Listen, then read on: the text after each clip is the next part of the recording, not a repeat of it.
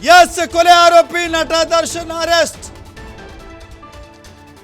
ಕೊಲೆ ಆರೋಪಿ ನಟ ದರ್ಶನ್ ಅರೆಸ್ಟ್ ಆಗಿದ್ದಾರೆ. ಸುಪ್ರೀಂ ಕೋರ್ಟ್ ಆದೇಶದ ನಂತರದಲ್ಲಿ ಬ್ಯಾಕ್ ಟು ಜೈಲ್ ಆಗ್ತಾ ಇದ್ದಾರೆ ದಾಸ. ಕಾಟೇರನಿಗೆ ಪೊಲೀಸರು ಈಗ ಜೈಲು ದರ್ಶನವನ್ನ ಮಾಡಿಸ್ತಾರೆ. ಮತ್ತೊಮ್ಮೆ ತಮಿಳುನಾಡಿಗೆ ಹೋಗಿದ್ದರು ಅಂತ ಹೇಳಲಾಗ್ತಾ ಇತ್ತು.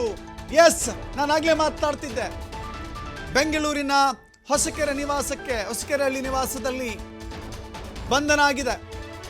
ವಿಜಯಲಕ್ಷ್ಮಿಯವರ ಹೊಸಕೆರೆಹಳ್ಳಿಯಲ್ಲಿರುವಂಥ ಆ ಪತ್ನಿಯ ನಿವಾಸದಲ್ಲಿ ದರ್ಶನ್ ಅರೆಸ್ಟ್ ಆಗಿದ್ದಾರೆ. ದರ್ಶನ್ ರಾಂಗ್ಲರ್ ಕಾರ್ನಲ್ಲಿ ಬರಲಿಲ್ಲ, ಇನೋವಾ ಕಾರ್ನಲ್ಲಿ ಬಂದಿದ್ದಾರೆ. ದರ್ಶನ್ ಇನೋವಾ ಕಾರಿನಲ್ಲಿ ಬಂದಿದ್ದಾರೆ, ರಾಂಗ್ಲರ್ ಕಾರ್ನಲ್ಲಿ ಬರಲಿಲ್ಲ. ಮಾಧ್ಯಮಗಳ ಕಣ್ಣು ತಪ್ಪಿಸುವಂಥ ಪ್ರಯತ್ನ. ಓಕೆ, ಇನೋವಾ ಕಾರಿನಲ್ಲಿ ಬಂದಂಥ ನಟ ದರ್ಶನ್ ಅವರನ್ನ ಪೊಲೀಸರು ಅರೆಸ್ಟ್ ಮಾಡಿದ್ದಾರೆ. ದರ್ಶನ್ ಅವರ RR ನಗರದ ನಿವಾಸ, ವಿಜಯಲಕ್ಷ್ಮಿ ಅವರ ಹೊಸಕೆರೆಹಳ್ಳಿ ನಿವಾಸ, ದರ್ಶನ್ಗೆ ಸೇರಿದಂಥ ಎಲ್ಲ ಕಡೆಗಳಲ್ಲೂ ಕೂಡ ಪೊಲೀಸರು ಬೆಳಗ್ಗೆಯಿಂದ ಕಾಯ್ತಾ ಇದ್ರು. ಬಟ್ ದರ್ಶನ್ ತಮಿಳುನಾಡಿನ ದೇವಸ್ಥಾನಕ್ಕೆ ತೆರಳಿದ್ದಾರೆ ಎನ್ನುವ ಮಾಹಿತಿ ಇತ್ತು. ಆದರೆ ಅವರ ಪತ್ನಿ ವಿಜಯಲಕ್ಷ್ಮಿ ವಕೀಲರ ಮೂಲಕ ಒಂದು ಸಂದೇಶವನ್ನು ರವಾನೆ ಮಾಡಿದ್ರು.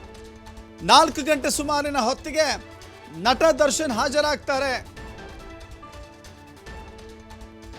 ಪೊಲೀಸರ ಮುಂದೆ ಹಾಜರಾಗ್ತಾರೆ ಅಂತ ಹೇಳಿ ವಿಜಯಲಕ್ಷ್ಮಿ ಒಂದು ಮೆಸೇಜ್ ಪಾಸ್ ಮಾಡಿದ್ರು. ವಿಜಯಲಕ್ಷ್ಮಿ ಹೇಳಿದಂತೆ ಈಗ ನಟ ದರ್ಶನ್ 4 ಗಂಟೆ ಆಸುಪಾಸು, ಒಂದು 5-10 ನಿಮಿಷ ಹೆಚ್ಚು ಕಮ್ಮಿ, ಓಕೆ, ಅರೆಸ್ಟ್ ಆಗಿದ್ದಾರೆ.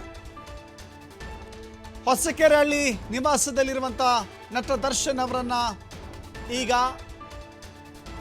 ಪೊಲೀಸ್ ಠಾಣೆಗೆ ಕರೆದುಕೊಂಡು ಹೋಗುವ ಪ್ರಕ್ರಿಯೆಯಲ್ಲಿ ತೊಡಗಿಕೊಂಡಿದ್ದಾರೆ ಅಧಿಕಾರಿಗಳು.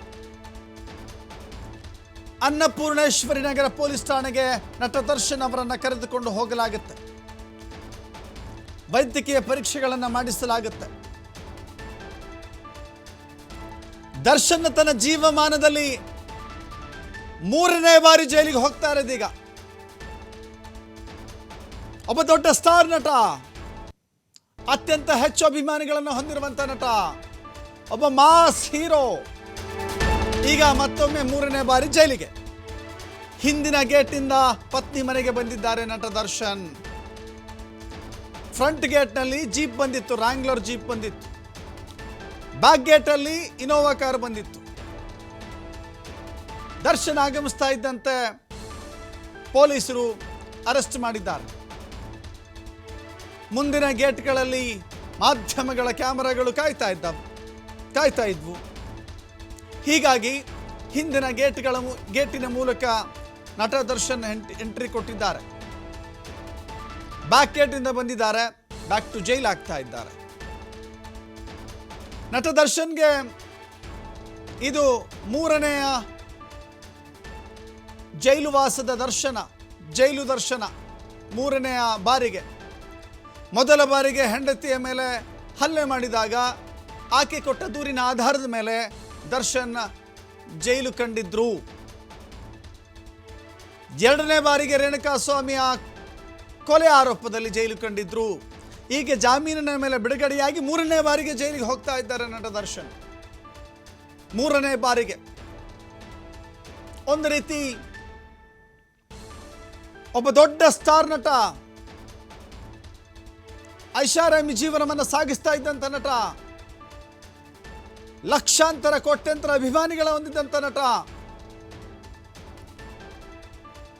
ಉಗುರಲ್ಲಿ ಹೋಗೋದನ್ನ ಕೊಡ್ಲಿಲ್ ತೆಗೆದಿದ್ದಕ್ಕೆ 3ನೇ ಬಾರಿಗೆ ಜೈಲು ಶಿಕ್ಷೆ. ಗೊತ್ತಿಲ್ಲ ಇದೆಷ್ಟು ದಿನ ಆಗುತ್ತೆ, ಎಷ್ಟು ದಿನ ಒಳಗಿರಬೇಕಾಗತ್ತೆ, ನ್ಯಾಯಾಂಗ ಬಂಧನದಲ್ಲಿರಬೇಕಾಗತ್ತೆ, ಅದೆಷ್ಟು ದಿನಗಳ ಕಾಲ ಅಂತ ಗೊತ್ತಿಲ್ಲ.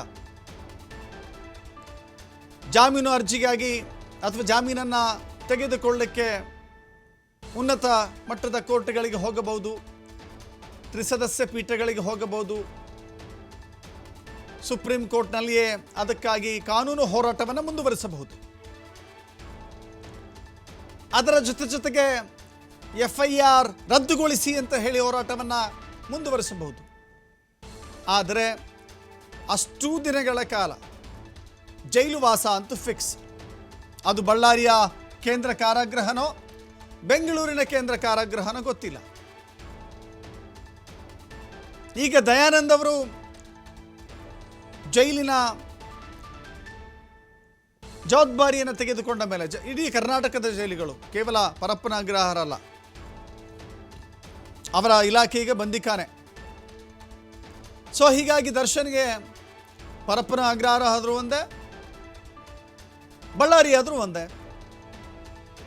ದಯಾನಂದ್ ಹೇಳಿ ಕೇಳಿ ಶಿಸ್ತಿಗೆ ಹೆಸರಾದಂಥ ಅಧಿಕಾರಿ, ಬದ್ಧತೆ, ಅವರ ಕಾರ್ಯಕ್ಷಮತೆ ಯಾರೂ ಕೂಡ ಪ್ರಶ್ನೆ ಮಾಡಲಿಕ್ಕೆ ಸಾಧ್ಯನೇ ಇಲ್ಲ ಅನ್ನುವ ಹೆಸರನ್ನು ಉಳಿಸಿಕೊಂಡಂಥವ್ರು.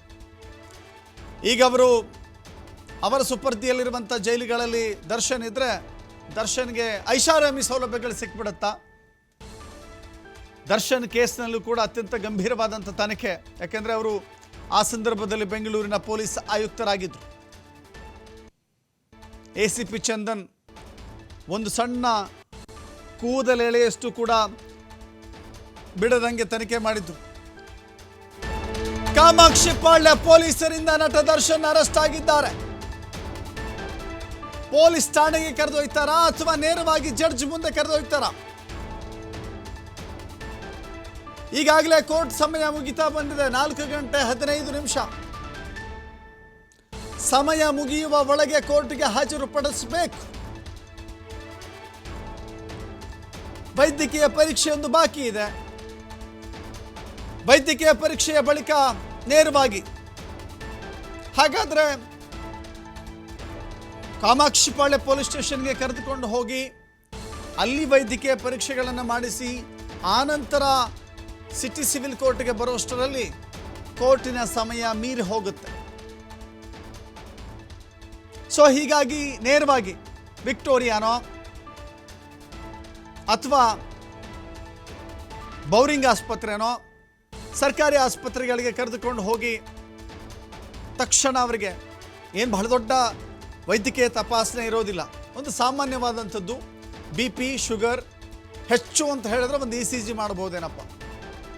BP ಶುಗರ್ ಲೆವೆಲನ್ನು ನೋಡ್ತಾರೆ, ಏರಿಳಿತ ಹೆಂಗಿದೆ, ಸರಿಯಾಗಿದೆಯೋ ಇಲ್ವ ಅಂತ ಹೇಳಿ ಬಿಟ್ಟರೆ ಒಂದು ECG ಮಾಡ್ಬೋದೇನೋ. ಅದನ್ನು ಬಹಳ ತುಂಬ ಹೊತ್ತು ತೆಗೆದುಕೊಳ್ಳುವಂಥ ವೈದ್ಯಕೀಯ ಪ್ರೊಸೀಜರ್ಗಳೆಲ್ಲ ಇದೆ. ಅದಾದ ಬಳಿಕ ನೇರವಾಗಿ ಕೋರ್ಟಿಗೆ ಹಾಜರುಪಡಿಸಿ ಆ ಪ್ರೊಸೀಜರನ್ನು ಕಂಪ್ಲೀಟ್ ಮಾಡಿ ಪರಪ್ಪನ ಅಗ್ರಹಾರಕ್ಕೆ ಕರೆದುಕೊಂಡು ಹೋಗುವ ಅಥವಾ ಕೋರ್ಟ್ ಹೇಳಿದಂಥ ಜೈಲಿಗೆ ಕರೆದುಕೊಂಡು ಹೋಗುವ ಕೆಲಸ ಆಗುತ್ತೆ.